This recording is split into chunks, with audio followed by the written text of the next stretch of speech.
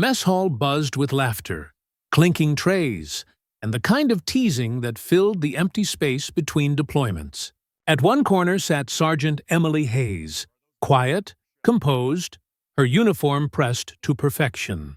The room's energy dimmed slightly when she walked in, not out of fear but curiosity.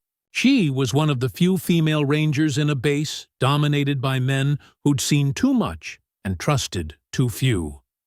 Then came the question that cut through the chatter like a blade. "Hey, Sergeant Hayes," said Ranger Collins, a broad-shouldered veteran known for testing rookies with a grin that could slice. "How many deployments have you actually been on? Or are those medals just for show?" The laughter stopped. Forks paused mid-air. Even the hum of the overhead lights seemed to fade.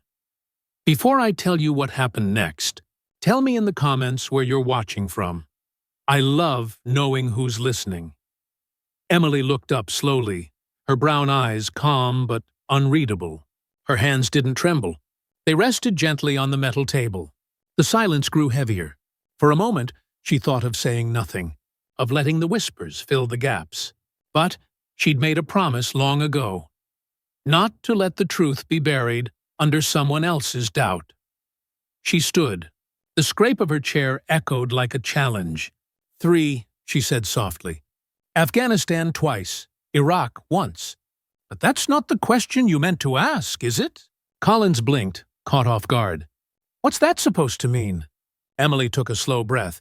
Her voice was steady, but her eyes carried storms. "You wanted to know if I've earned being here.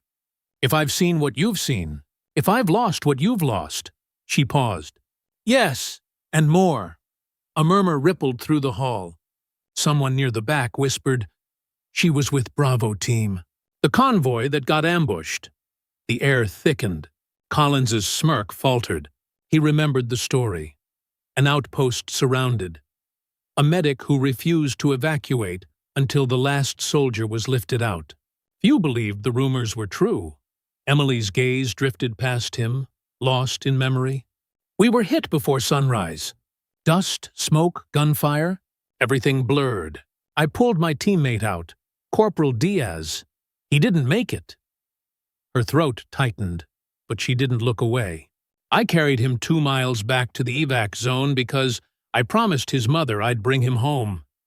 That's the only deployment that matters to me." The room was silent. Even the sergeant behind the counter froze, spoon mid-stir. For a long moment, Collins said nothing. Then he set down his tray and stood straighter. "Didn't mean disrespect, Sergeant," he said quietly. "Just didn't know," Emily nodded once. "Now you do," he extended his hand. Hesitation flickered in his eyes, replaced by something humbler. Respect. When she shook it, the hall erupted in a wave of applause that came not from obligation, but admiration. Yet beneath the noise, Emily felt something heavier. The memory of those who couldn't clap with them. The ones left behind in that desert heat.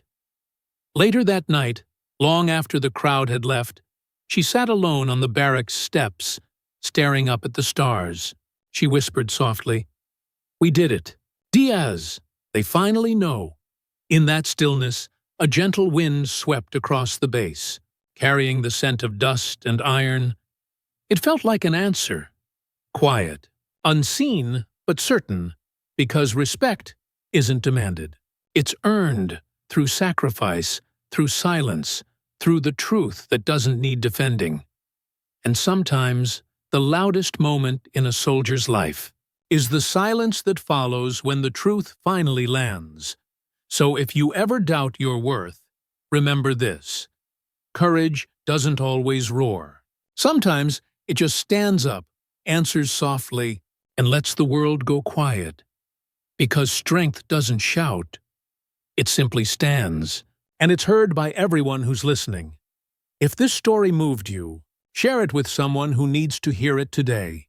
And before you go, make sure to subscribe, because here, every story reminds us, valor isn't a title, it's a choice.